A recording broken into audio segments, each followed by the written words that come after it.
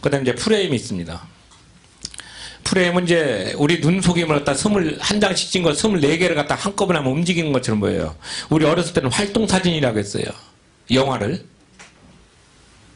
프레임은 이제 콤마라는 단어로 씁니다. 하나의 박스, 사진 찍을 때 쓰는 거예요. 그래서 상대방을 프레임 속에 가둬놓고 나는 상대방을 조종하는 것이 프레임의 가장 큰 장점이에요. 어디서 많이 나오느냐? 선거할 때 많이 나오잖아요.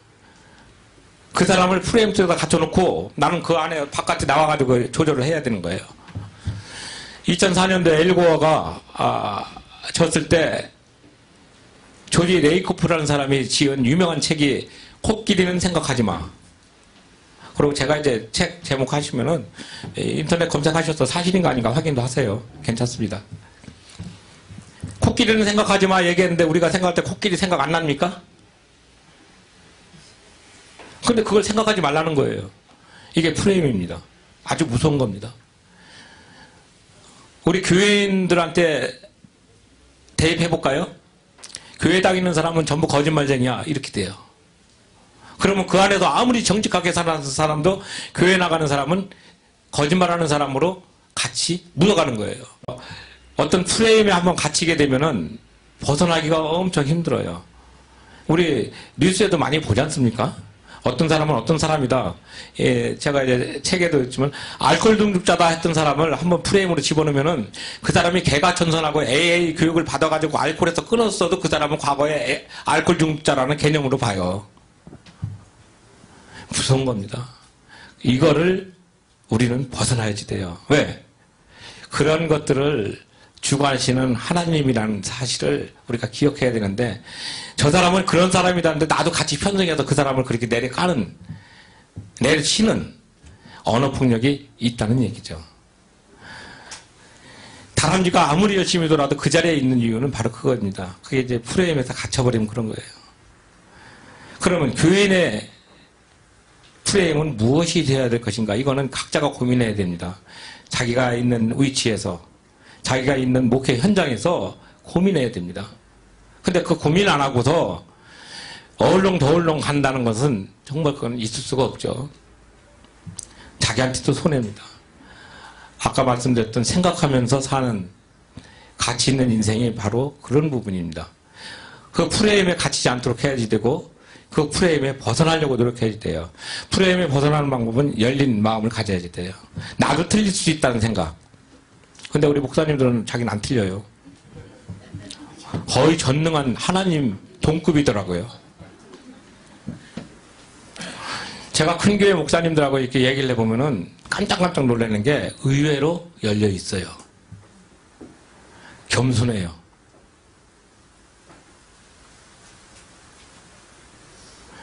중흥교회 그 엄신영 목사님을 지난번에 만나가지고 얘기를 했어요. 기독교 100주년 기념관에서. 근데 그분 참 겸손하시더라고요. 자기가 큰 교회라고 내세우지도 않고. 물론 옷은 좀 이상하게 입죠. 올백처럼 해가지고 이렇게 해가지고. 같은 색깔로 이제.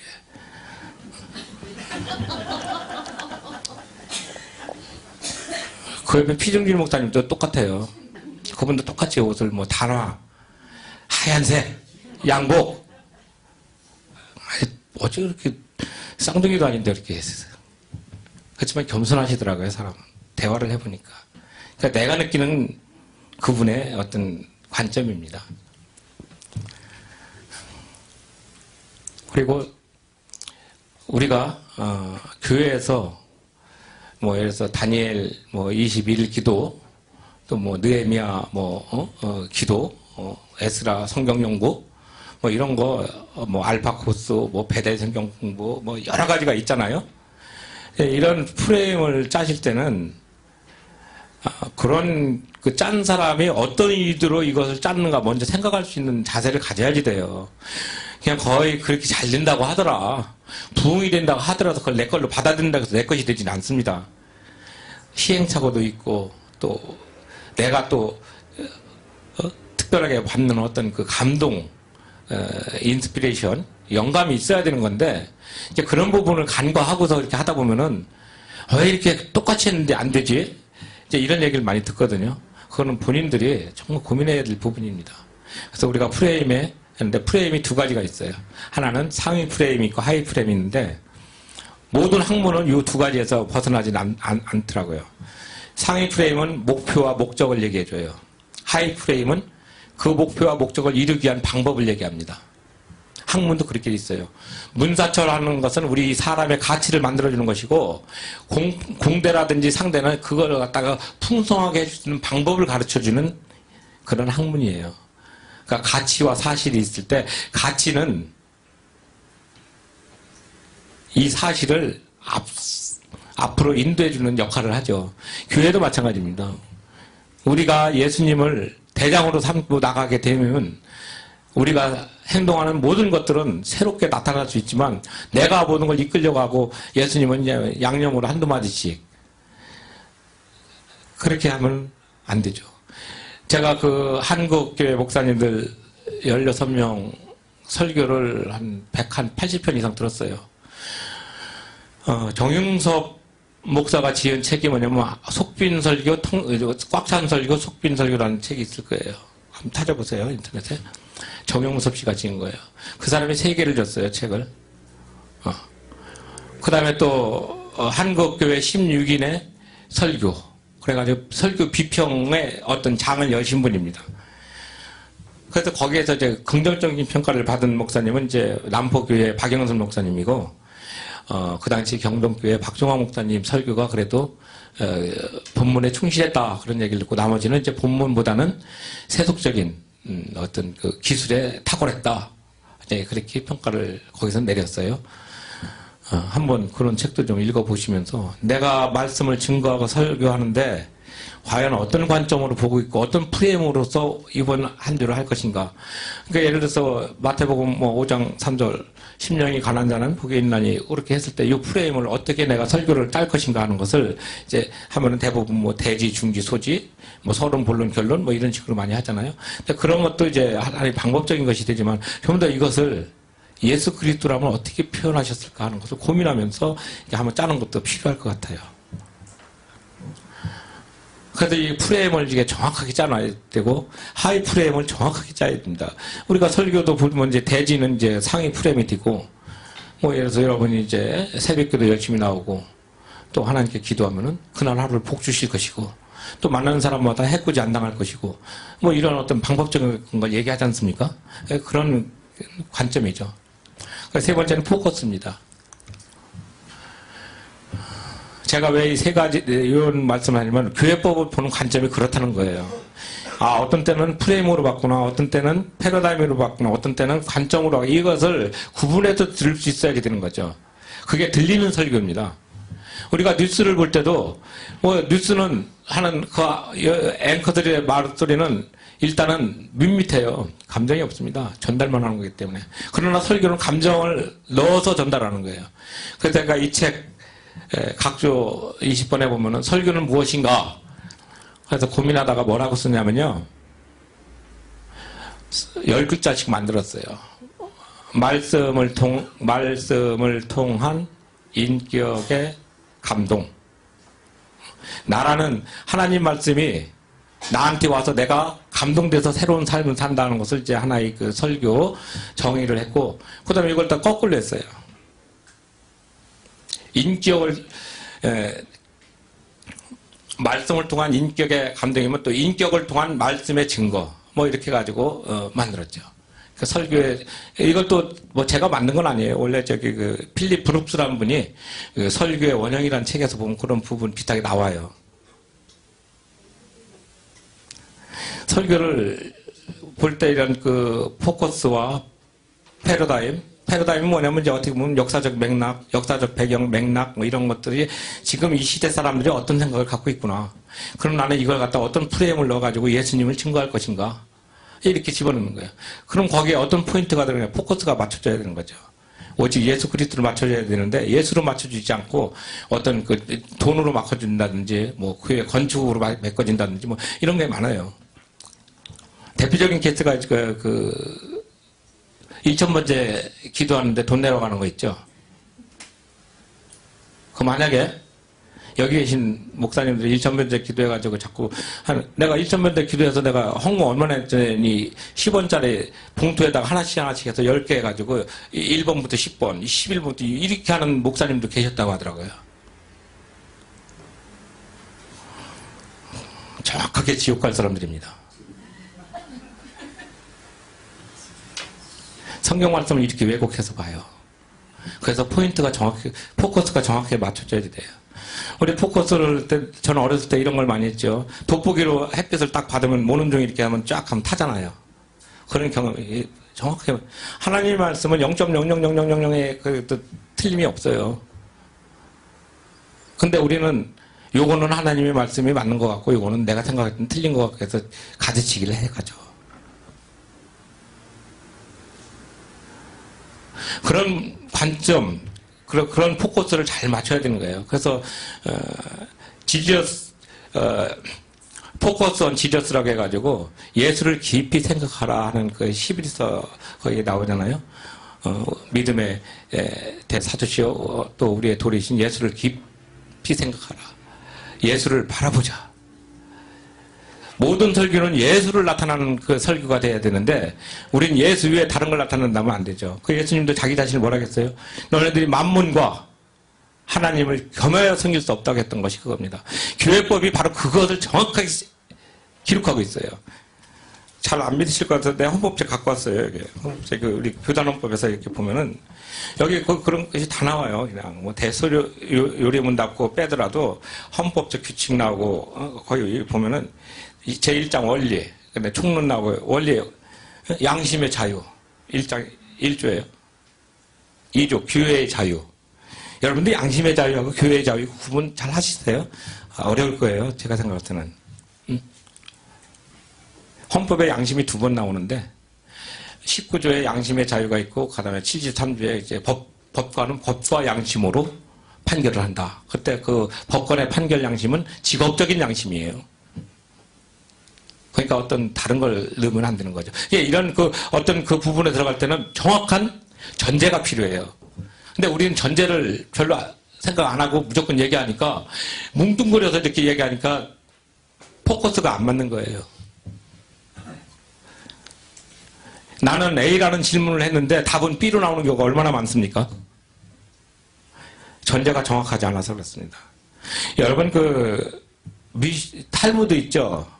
탈무드가 우리가 볼 땐 지혜의 보고서라고 얘기하죠. 그렇게 배우셨죠? 지혜로운 책. 탈무드가 법을 갖다 설명한 책이라는 걸 모르신 분이 거의 다일 거예요. 이번에 우리 건국대학교에서 그 중동문제연구소에서 탈무드 6권을 번역하는데 1권이 나왔어요. 근데 그 1권을 번역하다 보니까 전부 법전을 가지고 공부했어요. 탈무드는 지혜를 가르쳐 주는 게 아니라 유대인 미슈나라는 법을 해설한 책이에요. 근데 우리는 전혀 다른 쪽으로 보고 있죠. 아마 탈무드 우리나라에 나왔을 때가 1974년도에 그 마빈 토케이어가 히브리의 잠언이라는 걸로 처음에 번역이 됐을 거예요. 그 다음에 유대 5,000년의 역사, 뭐 지혜의 비밀, 뭐 이런 식으로 이제 이름을 좀 바꿔서 번역됐지만 마빈 토케이어라는 분이 제일 먼저 번역한 게 우리나라 그 탈무드의 원조예요. 그것도 우리 기독교에서 번역한 게 아니라 콩콜디아사라고 해가지고 저 카톨릭 출판사가 콩콜디아사예요. 거기서 나왔어요. 법을 쉽게 설명해 주기 위해 가지고 탈무드를 했는데 우리는 지혜의 석에다 탈무드 보면 탈무드의 머리, 탈무드의 입, 탈무드의 눈, 탈무드의 귀, 뭐 이런 거 이렇게 다 분리됐죠? 그렇습니다. 왜 유대교를 우리가 믿어야 되는지 이해를 저는 못하겠어요. 유대교는 폭망이거든요. 폭망. 망했잖아요. 그렇게 열심히 믿고 하나님 말씀을 매일 그냥 암송하고 하다못해 이마에도 대고 손목에도 대고 문설주에도 대고 했던 그 사람들. 그러면 예수를 몰라가지고 망한 그런 케이스예요. 그게 우리랑 제일 다릅니다. 그러니까 우리 여기 보면은 양심의 자유, 교회의 자유, 그다음에 교회의 직원 뭐 책임, 그다음에 목사 뭐 이렇게 쭉 나오고 그다음에 이제 교회의 정의가 무엇이다, 뭐 보편적 교회, 뭐 유형교회, 무형교회 뭐 이렇게 다 나오잖아요. 근데 이런 것들이 먼저 선행돼야 되는 부분이 정확한 포커스가 맞춰져야 된다는 얘기죠. 성경 공부도 마찬가지입니다. 우리가 열심히 성경 공부하는 거 저는 환영해요. 그러나 예수에 대해서 자꾸 얘기하지 말고 내가 만난 예수에 대해서 증거할 수 있는 능력이 돼야 됩니다. 적어도 목회자라면은 제가 가끔가다 그런 얘기 물어요. 그러면 목사님 세상에서 뭐 자기가 그런 경험 없이 목사가 됐겠습니까? 근데 행동은 전혀 예수하고 관계없는 얘기를 많이 하더라고요. 심지어 제가 살고 있는 부평 그쪽에서 보면은 집사였는데 뭐 4-5 사람들이 어떤 얄궂은 신학교 나가가지고 해서 목사 됐다고 해서 자가용통 하다면서 먹으러 다니더라고요. 그래서 오랜만에 만나서 집사님 아니었으면 뭐 내가 무슨 집사지 목사 됐어요?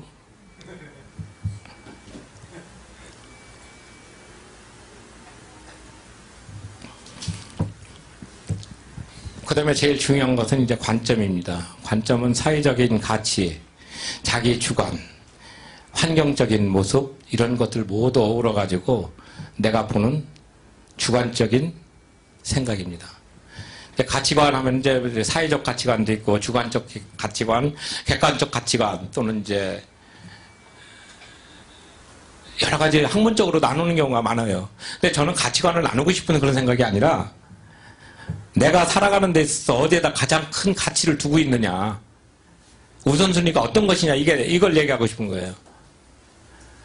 우리는 교회를 하다 보면은 저는 교회를 좀 더 부흥시켜야지 되고 성도가 좀 많아야지 되고 그럼 제가 얘기하는 것이 둥그런 잡는 거냐? 저는 이제 그런 얘기를 할 수 있어요. 저는 고생을 참 많이 했습니다. 허리 수술을 받아서 시임도 받았고 저는 왼손이 지금 장애예요. 법적으로. 전기 감전돼 가지고 이게 힘이 없어요. 왼손은. 의형적으로 볼 때는 멀쩡해도 잘 들지도 못해요. 4층에서 떨어져 가지고 또 다리도 부러져 갖고 전기 감전도 당했고 그래서 일하다 다쳤기 때문에 산재 신청했더니 겉으로 멀쩡하니까 등급을 높게 안 주더라고요. 뭐 잘라주고 없어져 주는데 그거 하니까 13급 A인가 뭐 그거 주더라고요. 산재는 14급부터 있어요. 14급 갑을 13급 갑을 일반 보험은 이제 6급부터 있지만 그리고 또 제가 제일 고통스러웠던 것은 이제 원양어선을 타고서 참치를 잡으러 갔을 때예요. 정말 저는 고생 많이 했어요. 원양어선 타고 나서 타니까 잠자리가 어떻게 되냐면은 170cm, 60cm예요. 170cm, 60cm 그래서 딱 들어가 관이에요. 배가 이렇게 울렁거리면 사람이 왔다 갔다 하면 다치니까 그렇게 하더라고요. 그래서 저녁 때는 하늘을 보면은 별이 바로 위에 있는 것 같아요.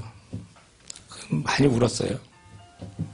사업을 내가 너무 잘해가지고 우리나라에서 그 27종 그 수저하고 젓가락 그거 제가 우리나라에서 처음으로 그 88년대 폭망한 이유가 올림픽 하면서 일회용품이 중국에서 엄청 쏟아져 왔어요. 그러니까 그거 사겠습니까? 공장은 마산에 있어요.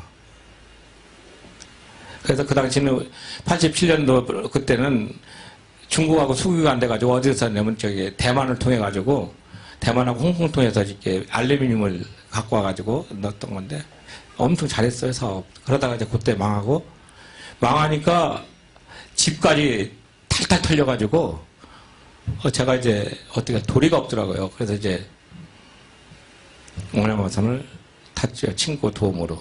그것도 도움으로. 그래서 하나님께 기도를 했어요 그때. 물론 사람이 어려울 때 기도를 많이 하지만 저는 그런 경험을 가지고서 있었기 때문에 하루하루가 정말 소중해요. 그리고 이제 그 전부터 일기를 꾸준히 써왔는데 지금도 일기를 꾸준히 쓰죠. 그래서 일기를 이제 스캔해가지고 이제 하는데 제가 일기를 거의 한 47년 쓰고 있거든요. 그러니까 거의 일기가 하나님께 하는 기도예요. 제가 기도문입니다. 다음 어떤 계제가 된다면 제가 일기장 작년 걸 내가 갖고 와서 한번 보여드릴 수 있어요. 그게 뭐냐면은 관점이란 거죠. 세상을 보는 관점, 가치관. 이게 정확하지 않으면은 내 자신을 잃어버리는 거죠. 조직신학이라는 것이 그거거든요. 처음에 총론이 나오고, 그 다음에 이제 하나님이 나와요. 그 다음에 하나님과 우리와의 관계니까 죄, 인간론이 나오죠. 그 하나님과 우리가 관계가 떨어지니까 어떻게 돼요? 그걸 이어줘야 되지 않습니까? 그 예수님이 나오는 거예요. 기독론.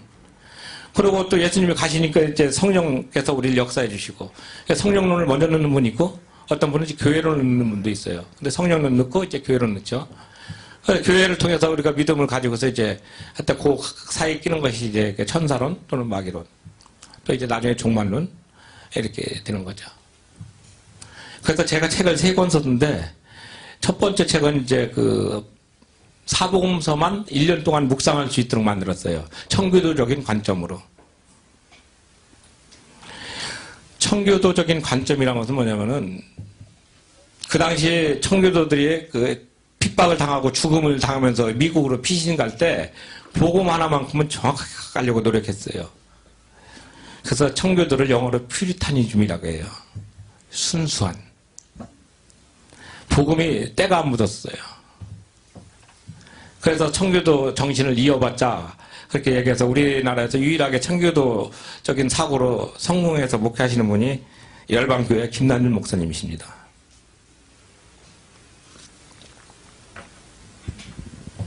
거긴 설교가 1시간이 좀 넘죠. 1시간 반 정도 될 거예요. 설교 자체만. 지금 뭐 20분 내지 25분으로 간략하게 요약하는데, 하나님의 사랑을 20분 내지 25분으로 요약해서 하시면 참 존경합니다. 저는 보통 한 45분에서 50분을 하는데도 좀 더 늘리려고 하는데, 1시간씩 늘릴 겁니다, 앞으로. 그래서 청교도적인 관점으로 예수님의 모습을 보는데, 제목을 제가 엿보다라는 얘기를 썼어요. 왜? 내가 예수님 바로 볼 수가 없잖아요, 죄인이. 옆에서 이렇게 있다가 슬쩍슬쩍 보는 거예요. 그래도 나를 감싸주시더라. 그 다음에 2권을 썼을 때는 이제 복음의 길을 걷다. 사도행전부터 계시록까지 이제 교회의 부흥과 내 마음의 어떤 확장성을 이제 표현했어요. 그래서 이제 이건 실전 신학적인 관점에서 썼어요. 내가 처음 말씀드린 게, 어떤 책을 지었을 때는 그 책을 지은 사람의 어떤 삶이 엑기스처럼 녹아있다는 것을 전제를 한 것이 바로 이런 부분이에요. 3권은 이제 제가 조직신학적인 관점에서 하나님을 찾았어요. 구약을 1년 동안 묵상하도록. 제가 이제 고향이 공주인데, 그 칠갑산을 갔더니 목사가 없어요. 장례 예배 때. 근데 물어봤어요. 아, 여기 왜 목사님만, 여기 멀어가지고 목사님만 나온다고. 그러면서 자기들끼리 기도하고 이제 매장을 하더라고요. 그때 내가 너무나 많은 충격을 받았죠. 그래서 제가 이 책에다가 추도 예배, 장례 예배, 임종 예배, 그 다음에 하관 예배, 입관 예배, 그 5개 설교를 써놓고, 근데 그 설교 중심으로 읽기만 해도 되고, 앞뒤에 성경 이렇게 하고 주기도문 하면 이제 예배 형태로. 1인 시대가 되니까, 2012년도에 제가 이제 사회복지 제가 1급이거든요. 사회복지학 석사이기도 하고, 그래서 한국의 빈곤 정책이라는 책으로 이제 석사학위를 받았는데, 한국에 어려운 사람이 많으니까 가정이 찢어지더라고요. 그래가지고 1인 시대가 됐는데, 2014년도에 보니까 이제 1인 가구가 24.6%고 2인 가구가 24.1%에서 넘어섰어요. 지금 28%입니다. 1인 가구가. 그러니까 우리는 전통적으로 4인을 중심으로 가족 관계를 가졌는데, 지금은 이제 아기도 많이 안 낳고, 그러다 보니까 이제 또 자녀들이 있으면은 역세권이라고 해서 이제 그 가까운 교통 편리한 데로 이제 뭐 오피스텔이라고 하나요? 그런 쪽으로 이제 가고, 아니면 이제 이렇게 가는 그런 추세가 됐어요. 이 사람들이 이제 교회를 나와야 되는데, 교회는 나오기 싫고, 그래서 제가 이제 이 책을 집필하면서 개인적으로 예배를 드릴 수 있도록 구상을 했죠. 1인 시대를 맞이해서. 그래가지고 이제 실전 신학적인 관점에서 이제 구약을 그리고 또 한 가지, 이건 이제 제 개인적인 당부의 말씀이기도 합니다. 사회복지 한다고 해서 요양원이라든지 재가복지 해가면서 목회를 병행하진 않았으면 좋겠어요. 수원에서 16명이 자기는 달란트가 사회복지에 있습니다. 그래서 명함은 목사를 다녔는데 15명이 1년 만에 문 닫았어요. 자기 건물로 한 사람만 간신히 유지를 하고 나머지는 월세를 못 내가지고. 왜냐면 사회복지를 하게 되면은 사회복지사 자격증 따고 보면 국가에서 월급은 조금 줘요. 근데 그걸로 자기 생활이 되지는 않습니다. 그리고 목회자는 두 마음을 품어서는 안 돼요. 굶더라도 목회의 길로 가야지 되는데 자꾸 힘들으니까 편법을 쓰고 그래요. 그러면 크지 않습니다. 저는 하나님께 늘 기도합니다. 다른 사람들이 저를 보면 좀 놀라는 면이 있는데 왜 그러냐. 제가 그 2013년도부터 공부를 시작해서 1억 6천만 원 들어갔어요. 차까지 포함해서.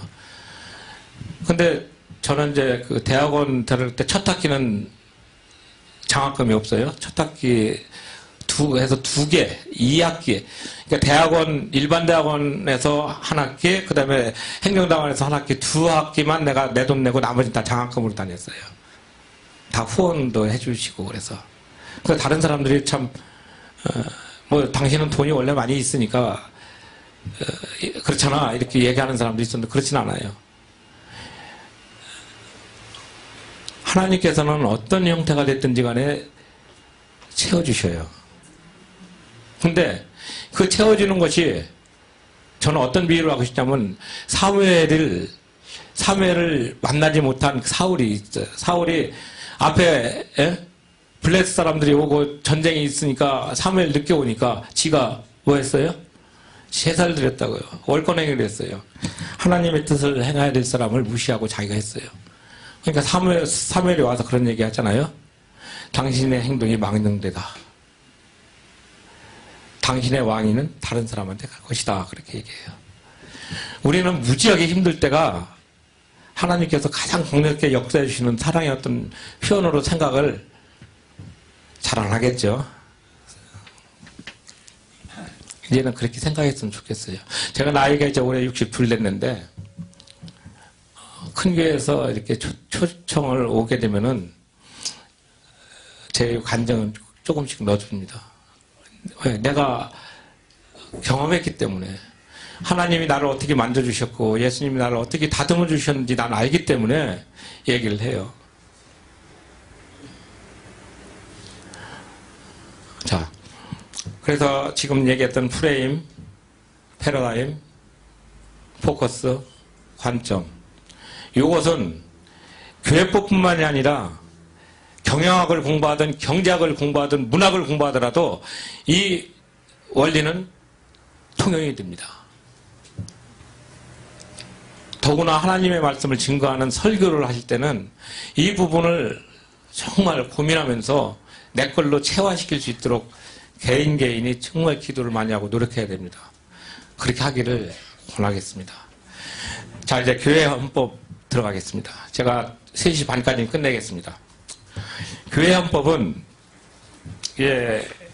이 책에서 보면 이제 다 나오는데 장로교, 감리교, 침례교, 성결교, 하나님의 성에 여기 쓰는데 감리교는 원리와 장전이라는 용어를 쓰고 원리는 아까 얘기한 헌법의 가치, 그 다음에 장전은 이제 실생활입니다. 그 다음에 침례교는 교회 헌법이 없습니다. 하나님의 성에도 교회 헌법이 없습니다. 성결교는 장로교 헌법을 갖다가 성결교란 이름을 해서 거의 도용해다 쓰고 싶어 하고 그들은 공동회라고 하지 않고 사무총회라는 용어를 씁니다. 그래서 장로교회가 그래서 우리 그런 기도 들은 적이 있으신지 모르겠어요. 주님, 내가 장로교에 있는 것을 감사합니다. 그게 장로교라는 정체성이 얼마나 소중한 것인지 여러분 이제 이 책을 통해서 새롭게 인식하시기 바랍니다. 이 책 교단헌법 앞에 보면은 제가 장로교가 얼마나 소중한 가치인가 이거를 썼어요.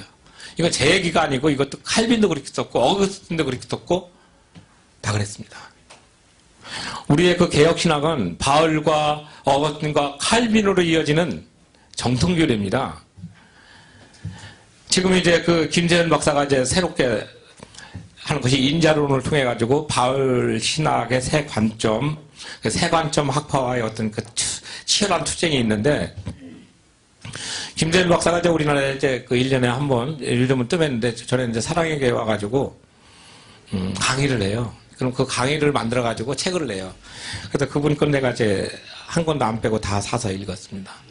우리나라 신학자 중에서 김세현 박사의 피인용률 제일 높습니다. 그리고 그분이 가장 복음주의적인 관점에서 잘 쓴 걸로 평가를 많이 받고 있습니다.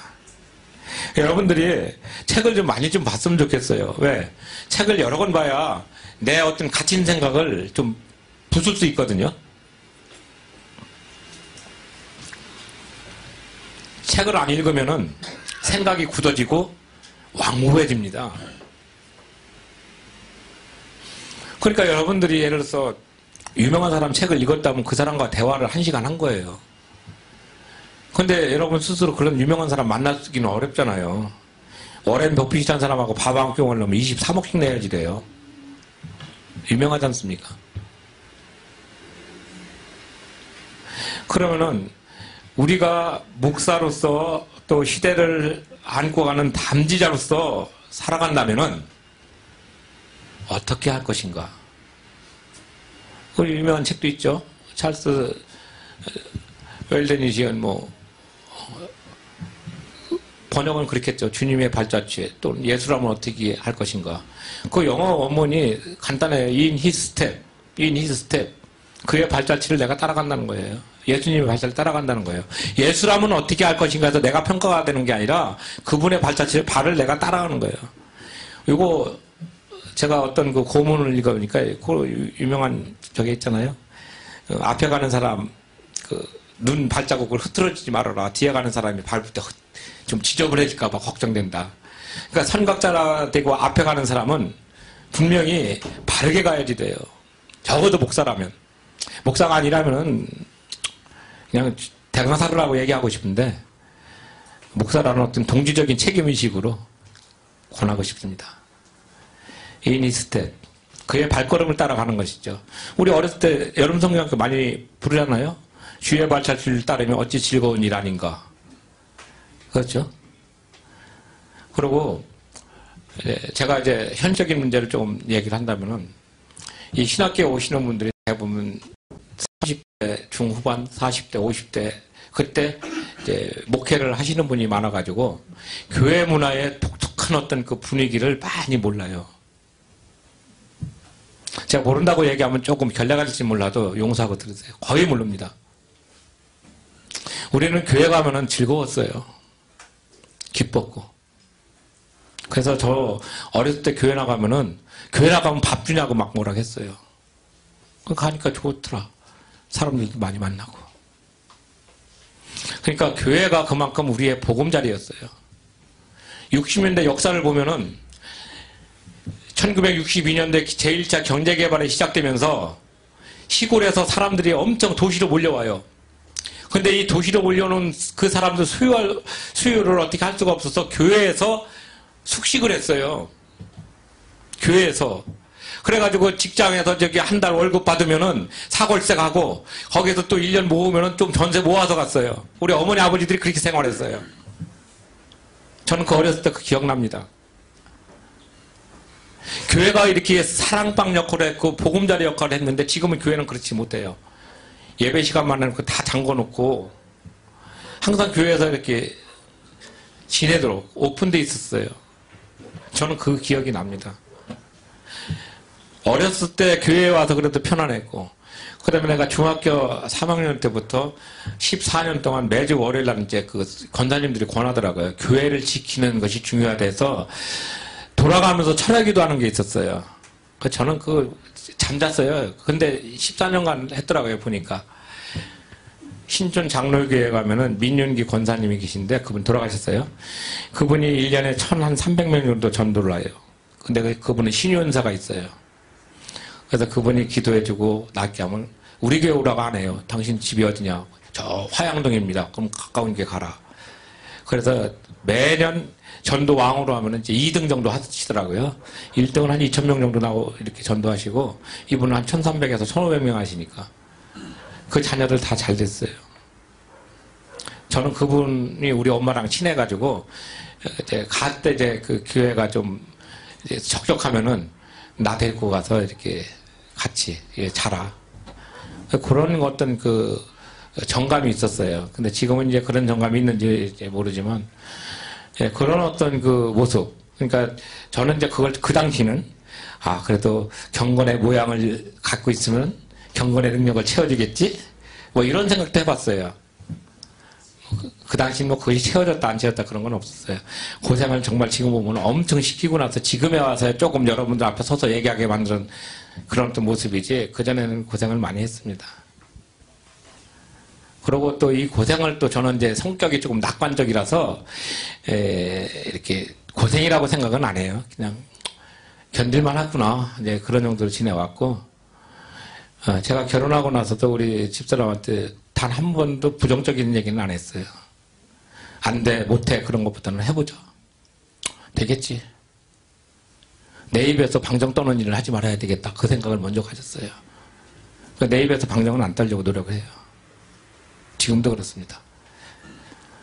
저 박사학위를 받을 때 사람들이 교회가 커가지고 돈을 무지하게 줘가지고 돈 주고 받는 줄 오해를 했더라고요. 근데 그 오해가 깨진 것이 이 책이 나와서 깨졌어요. 논문을 써가지고 책으로 발간하는 경우가 한 1% 정도 된다고 하더라고요. 1%. 근데 그것도 1년 내지 2년 지난 다음에 내용을 보완해서 냈는데 나는 즉시 냈거든요. 그러니까 이제 우리 대학원장님이 저한테 논문의 내용이 충실하기 때문에 바로 책을 냈네요. 희귀한 케이스입니다. 그 한마디로 칭찬해 주시더라고요. 고마웠어요. 그게 큰 격려죠. 그러니까 사람들은 서로 간에 격려를 받고 살아야지 됩니다. 우리 목회자 여러분들도 서로 가능하면 긍정적인 얘기, 열려있는 얘기 이렇게 권했으면 좋겠어요. 우리 주변에 보면 맨날 다 죽겠어 그런 얘기를 많이 하시거든요. 그러지 마십시오.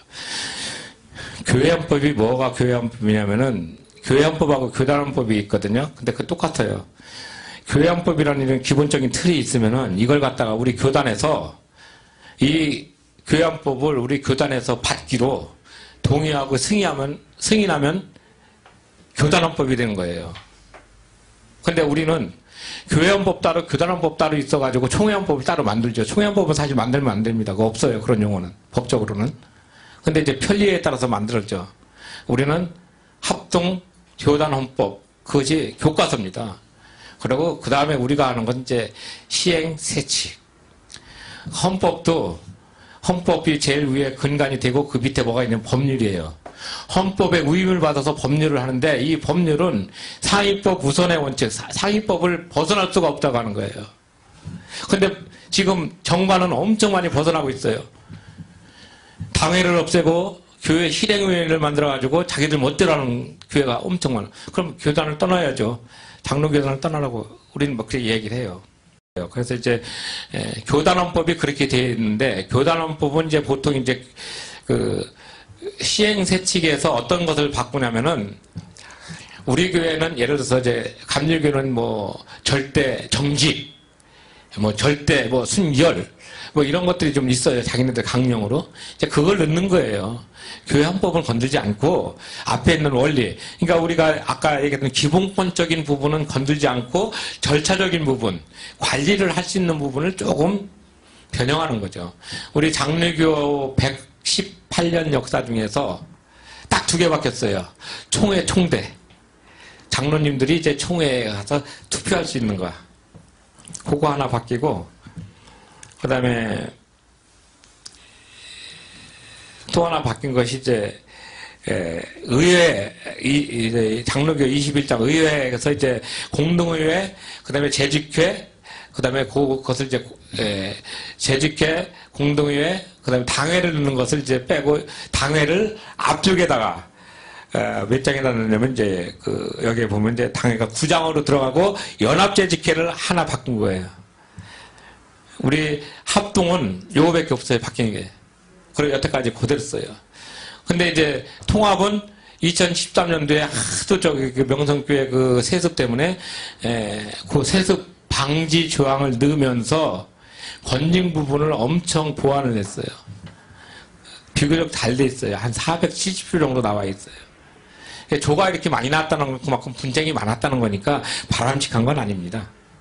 그래서 우리 합동교단은 상당히 보수적이고 장자교단이라고 얘기를 하지요. 그러니까 그런 자부심이 필요해요. 자, 이게 이제 교회 헌법의 기본 틀입니다. 그 다음에 노예 규칙은, 노예 그 원래 뜻이 뭐냐면은 각 지역 개교회, 이제 개교회가, 개교회가 할 수 없는 것을 연합해가지고 그 지역의 선교를 위해서 결정된 자치단체입니다. 근데 이게 아주 중요하게 역할을 하는데 우리나라에서만큼은 이게 거의 무력화되고 있어요. 그냥 무력화됐던 건 뭐냐면은 노예의 역할을 제대로 하지 못하고 그게 하나의 친목회 내지는 어떤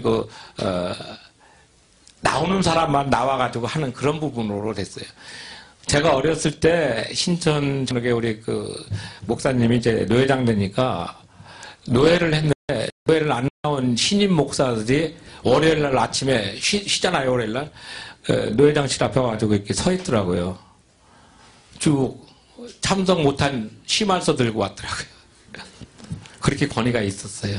그러니까 노예가 소중하다는 것을 제가 강조합니다. 제가 신천신학대학원 그쪽 강의할 때도 노예의 중요성을 얘기해달라고 해가지고 그 부분만 1시간 반 했어요, 노예만. 그러니까 우리도 노예가 우스운 것 같이 생각하고, 이번에 빠지면 다음에 넣지 이렇게 그러지 마시고, 가능하면은 노예 참석하시고, 그 다음에 노예 참석하셔서 그 안에서 어떤 내용으로 얘기가 되는가, 이걸 좀, 콘텐츠의 질을 좀 높이면 돼요. 근데 이게 너무 얕아요, 퀄리티가. 그러니까 이걸 높이는 건 뭐냐면은, 제가 좀, 이렇게 하면, 기다려지는 노예가 될 수 있도록. 이번 노예 가서 뭔가 배울 수 있겠다. 이번 노예는 우리 노회장이 또 어떤 사람을 초대해서 이렇게 한다고 하니까 그걸 내가 좀 부족한 부분이니까 좀 배워야 되겠다. 우리 노회장님이 연구를 해가지고 이렇게 공부를 했는데 이거 가지고 얘기한다고 하더라. 뭔가 기대를 갖고 있는 노예. 이게 총회도 마찬가지입니다. 우리 총회에서 신학교에서 공부를 하는 것이 너무 저는 미약하다고 생각을 한 이유가 있어요. 조직신학 7개 파트라든지 실전신학 11개 파트, 이런 걸 구체적으로 공부하시지는 않았을 거예요. 대부분 이런 것이 있다 이렇게 했는데 그거 하나 가지고 한 학기씩 공부하거든요. 그러니까 학교에서 못 배워주는 건 자기가 스스로 독학을 해야 되는데 그런 부분들이 너무 약하게 있다 보면은 결국은 다른 노예 부딪혀서 할 때 또는 타교단하고 얘기할 때 그만큼 위축감을 갖는 거죠. 열등감이라고 표현하는데 열등감은 참 좋은 겁니다. 열등감이 나쁜 걸로 생각하시면 안 돼요. 열등감도 두 가지예요. 선한 열등감이 있고 악한 열등감이 있어요. 선한 열등감은 내가 더 잘해야지 하는 분발을 가지고서 목표를 이룰 수 있는 성취감을 주는 그런 열등감이에요. 그거는 내가 부족한 걸 알으니까 채워야지 되니까 열심히 하죠. 그러나 악한 열등감은 나와 상대방을 같이 영적으로 죽여버리는 영의 싸움입니다. 그래서 제가 상담 심리 저도 1급이고 임상은 2급이거든요. 임상은 환자들 중심으로 해요. 제가 요양병원에서 지금 원목을 9년째 있기 때문에 거의 임종 맞이하는 사람들을 내가 상담을 많이 하는데 그분들이 가장 갈급해하는 게 뭐냐면 내가 죽으면 천국 갈 수 있느냐. 자기는 믿지도 않았어요. 내가 물어본다고요. 교회를 믿습니까? 그런 거 빼고요. 그래서 내가 할 수 없이 임종을 앞뒀으니까 예수님을 믿으십니까? 처음에 나 쳐다보다가 꼭 믿어야 돼요? 그럼 지옥 가세요? 그러다가 다시 또 설명을 하죠. 예수를 구주로 고백하면 당신이 과거에 어떤 죄를 지었든지 간에 그거는 관계치 않습니다. 물론 천국에 가서 주님을 만나고 안 만나는 건 내가 가봐야 알겠지만 적어도 내가 배운 의미로 얘기한다면 예수를 믿으면 천국에 갑니다. 믿으시겠습니까? 예. 기도합시다. 그래서 기도하고서 이렇게 마음이라도 편안하게 해주면은 그 사람이 죽을 줄 알았는데 며칠 더 사는 경우도 있어요. 의사들은 대충 알거든요. 이게 내일이면 임종하겠다. 느낌이 오는데 저는 그렇게 하면 그 자녀들이 오게 되면은 그 얘기를 해요. 목사님이 기도해 주셨다. 너네들도 예수 믿고 천국 가라. 그런 얘기를 하고 임종하시는 분들의 가족이 나중에 이제 저한테 와서 고맙다고 그런 얘기를 전해주니까 말씀을 드린 겁니다. 그래서 우리가 교단원법, 노예규칙, 정관 이 세 가지가 이렇게 중요하다는 것을 여러분이 알고 이 책을 통해서 좀 많이 이제 보았으면 좋겠고.